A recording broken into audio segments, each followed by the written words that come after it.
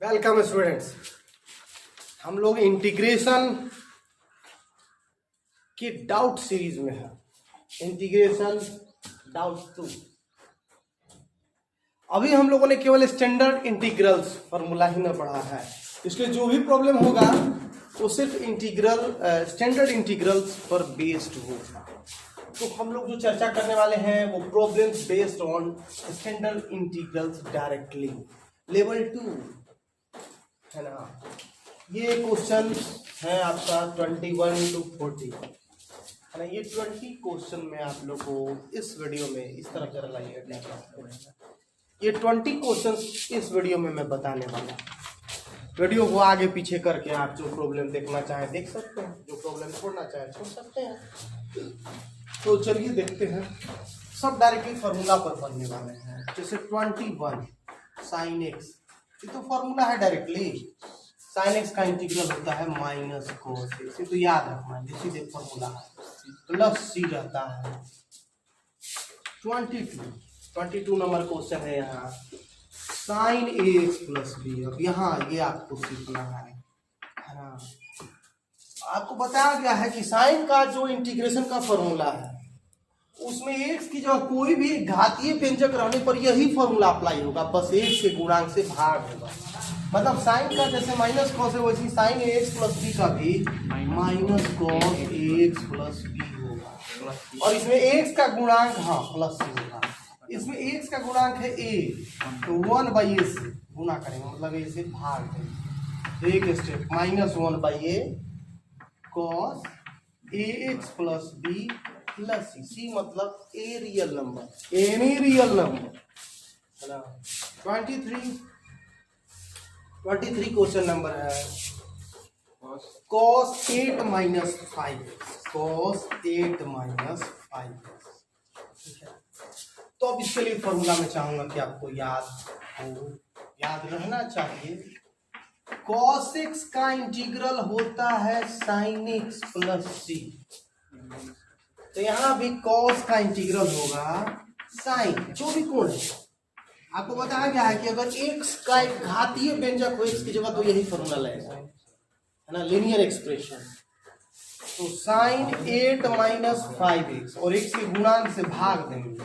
x का गुणांक क्या है -5 है, तो -5 से भाग देंगे प्लस सी। आंसर 24 देख रहे हैं आप लोग। इजी क्वेश्चन है, वन लाइनर क्वेश्चन से। बस कंसेप्ट जो स्टैंडर्ड इंटीग्रल का फॉर्मूला मैंने बताया है उसको समझाने के लिए बस मैंने इतना किया है।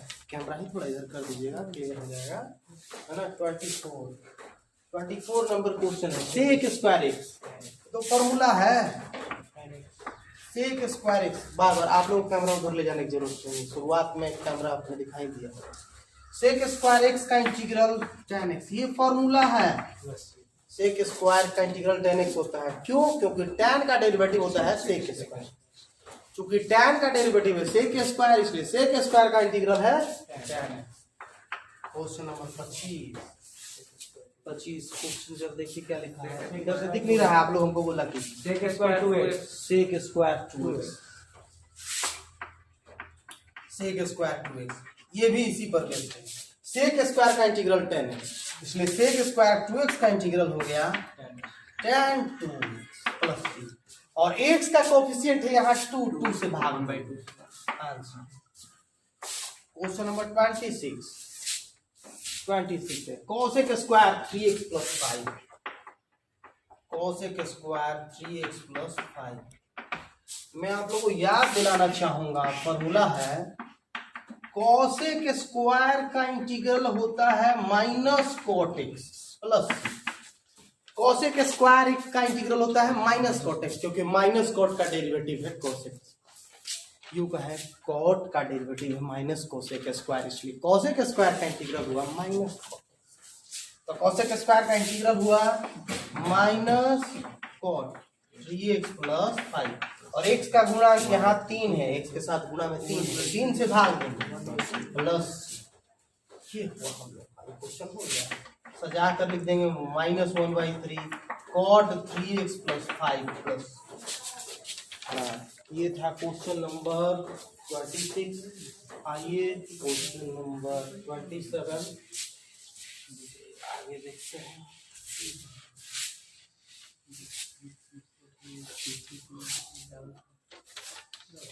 ये रहा question number 27 tan square x. देखिए tan स्क्वायर का इंटीग्रेशन नहीं मालूम है, लेकिन tan स्क्वायर का फॉर्मूला होता है, यहाँ मैंने लिखा है tan स्क्वायर बराबर sec square minus 1, tan square x बराबर सेक स्क्वायर। ये फॉर्मूला लिख देने पर tan स्क्वायर का भले इंटीग्रेशन नहीं मालूम है, लेकिन सेक स्क्वायर का tan एक्स होता है और 1 का x होता है। नंबर का इंटीग्रेशन नंबर गुना x होता है, याद रहना चाहिए आप लोग को। सेक स्क्वायर एक्स का इंटीग्रेशन tan x, क्योंकि tan x का डेरिवेटिव सेक स्क्वायर होता है। और नंबर, कोई भी नंबर का इंटीग्रेशन नंबर गुना x, तो ऐसे में 1 का इंटीग्रेशन 1 गुना x यानी कि x प्लस c रहेगा। तो tan स्क्वायर की जगह लिखेंगे सेक स्क्वायर एक्स माइनस 1, और फिर सेक स्क्वायर का इंटीग्रल tan x, 1 का इंटीग्रल x प्लस c। 27 हुआ 28। क्वेश्चन सब इजी है। cot स्क्वायर 5x, उसी तरह से वहां लिखा हुआ है फर्स्ट। cot स्क्वायर बराबर होता है cosec square minus 1। cot square बराबर होता है cosec square x minus 1। cot square का डेरिवेटिव इंटीग्रल नहीं मालूम, मगर कोसेक स्क्वायर का मालूम है। कोसेक स्क्वायर एक्स का इंटीग्रल होता है माइनस cot एक्स प्लस 3। तो cot स्क्वायर 5x का इंटीग्रल हुआ माइनस cot 5x। हाँ, x का गुणांक से भाग देंगे प्लस c, और सजा कर लिखेंगे minus 1/5 cot 5x plus c। 29 की बात कर लेते हैं। 29 में है सेक 5x सेक 5x इंटू tan 5x। आपको याद रहना चाहिए, स्टैंडर्ड इंटीग्रल नहीं याद है जिनको वो देखें। Sec x into tan x का इंटीग्रल होता है सेक एक्स। क्यों? क्योंकि सेक का डेरिवेटिव है सेक गुना tan, इसलिए सेक गुना tan का इंटीग्रल है। नंबरिंग गलती हो गया, 29 में मतलब 5x नहीं है, 30 में 5x वाला, इसमें खाली एक। अच्छा, दोनों एक ही ठीक है। नीचे 5x और जो क्वेश्चन नंबर 30 है, ओहो क्वेश्चन नंबर 30 है ये। हाँ, तो सेक 5x इंटू tan है, तो चूंकि सेक इंटू, और हाँ ये क्वेश्चन नंबर 29 है, ये यहाँ 29, तो ये फॉर्मूला ही 29 में दे दिया है, तो 29 ये हो गया। आप 30 सेक इंटू tan, सेक 5x इंटू tan 5x, ये हो गया आप लोग को सेक इंटू tan का इंटीग्रल सेक होता है, तो यहाँ लिखेंगे सेक 5x। ऐसे ही आप लोग नोट करते रहेंगे, जहाँ गड़बड़ी होगी वहां बताना आप लोग काम प्लस c 1/5 सेक 5x plus c। Answer question number 30। और 10 क्वेश्चंस हैं आपके।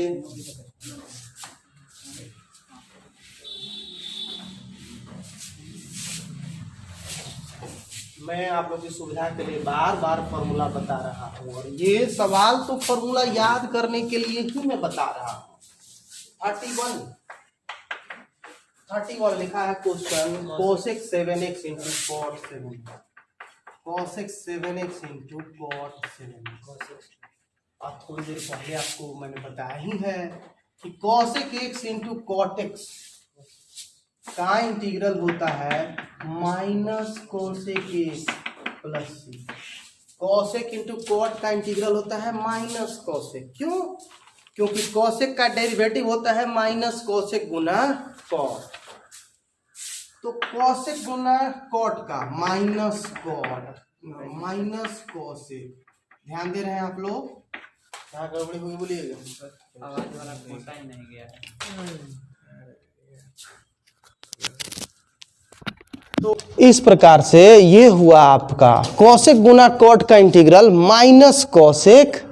तो cosec 7x into cot 7x का minus cosec 7x into 1/7 plus c। इस प्रकार से हो गया minus 1/7 cosec 7x plus c। 31 हुआ है। आइए 32 की बात करते हैं। याद रखिएगा, कॉसेक गुना कॉट का इंटीग्रल होता है माइनस कॉसेक, और सेक गुना टैन का इंटीग्रल होता है सेक प्लस में। सेक गुना टैन चाहे कॉसेक गुना कॉट, दोनों का इंटीग्रल एक जैसा है। सेक गुना टैन में सेक है इंटीग्रल, और कॉसेक गुना कॉट में कॉसेक है। सेक गुना टैन में इंटीग्रल प्लस में है सेक, और कॉसेक गुना कॉट में इंटीग्रल माइनस में है माइनस कॉसेक, है ना। याद कीजिए, आप लोग को मैं याद करने के लिए बार बार बोल रहा हूँ। 32 e⁻² log x। अब एक फार्मूला है, x⁴n रहने पर e⁴n log x होता है। इसको उल्टा देखिए, e⁻n log x है तो log के बाद वाला बेस और पहले वाला पावर, मतलब e⁻² log x है तो ये बाद वाला बेस है, log के पहले वाला पावर है। log है बीच में ई के ऊपर में, log के बाद वाला बेस और पहले वाला पावर x²। तो वैसे ही e⁻² log x है, इसको x² समझेंगे। और फिर आपको तो मालूम है x⁻n का इंटीग्रेशन, x⁻n + 1/n + 1 + c, है ना। तो x⁻² है, x⁻3/3 + c, यह आंसर हो गया। 33 है सेक x, डायरेक्टली सबका लिखना है, क्वेश्चन है sin x + cos x + sec²। बस इसका डायरेक्ट फार्मूला आपको लिखना है। साइन का इंटीग्रल होता है माइनस cos x, cos का इंटीग्रल होता है sin x, और sec² का इंटीग्रल होता है tan x + c। ये हुआ 33। चलिए 34 की बात कर लेते हैं। 34 क्वेश्चन नंबर ऊपर बात करेंगे, मिटाते हैं उसको।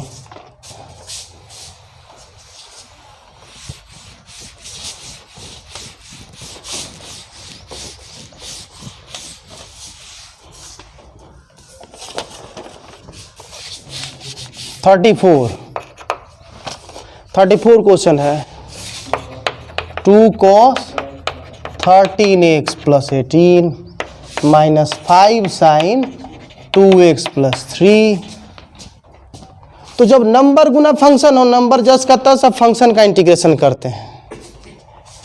तो यहाँ 2 गुना cos है तो 2 गुना sin 13x + 18, और x का गुणांक 13 है, 13 से भाग देंगे। -5 साइन का इंटीग्रल -cos, x का गुणांक 2 है, 2 से भाग देंगे + c, सजा देंगे। 2/13 साइन 13x + 18, आप +5/2 cos 2x + 3 + c। Question number 35। हाँ, अभी थोड़ी देर पहले तो इसका यूज किए थे, e⁵ log x, e⁷ log x।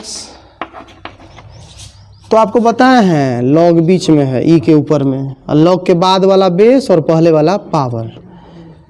तो x का पावर 5, x को बेस बनाएंगे पावर 5, और x का पावर 7, फिर x का पावर 5 का इंटीग्रल, x का पावर 6/6, और x का पावर 7 का इंटीग्रल, x का पावर 8/8 + c।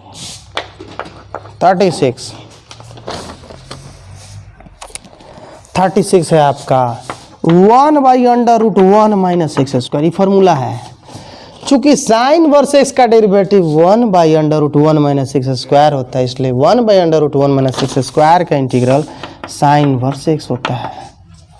इंटीग्रल बोलते वक्त यही सोचना है कि किसका डेरिवेटिव है, तो यह डेरिवेटिव है साइन वर्स x का, इसलिए इसका इंटीग्रल हुआ साइन वर्स x। 37 ऐसा ही है 1/√1 - 4x², बस x² के साथ 4 का गुना है, तो इसको सजाएंगे 1 - 2x का होल स्क्वायर। अब यह इस रूप में आ गया 1 - x² तो 1 - 2x का होल स्क्वायर। तो यहाँ x के चलते साइन वर्स x था, यहाँ 2x है तो यहाँ साइन इनवर्स 2x होगा, और x का गुणांक से भाग देंगे + c। 37 हुआ। चलिए इसमें 38 आगे बता रहा हूँ मैं।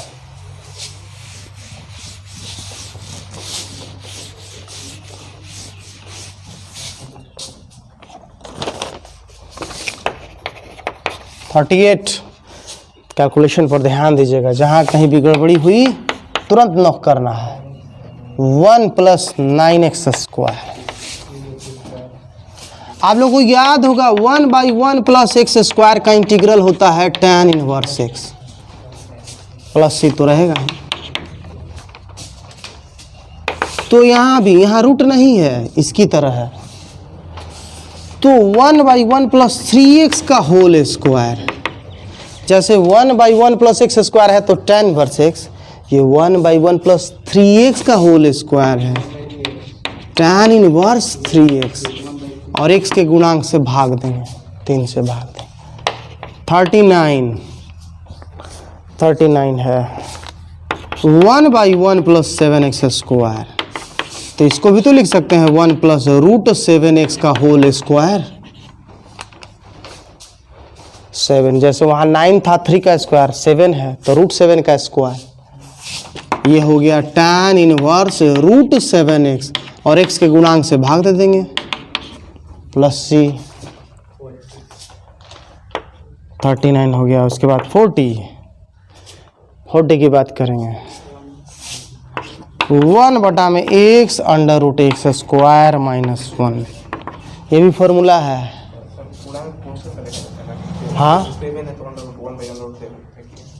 हाँ, ये नहीं देखा जाता है ना, x के साथ जो गुणांक है वो, ये x स्क्वायर का गुणांक है 7, हमको x का गुणांक से भाग देना होता है। गुणांक, कोणांक नहीं, गुणांक, अंग्रेजी में कोफिशिएंट इसको बोलते हैं। तो 1/x √x स्क्वायर -1। आप लोग जानते हैं कि सेक इनवर्स x का डेरिवेटिव होता है 1/x √x स्क्वायर -1, इसलिए इसका इंटीग्रल सेक इनवर्स x, तो यही ना है।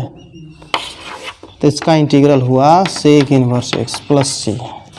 That's all. Thank you all.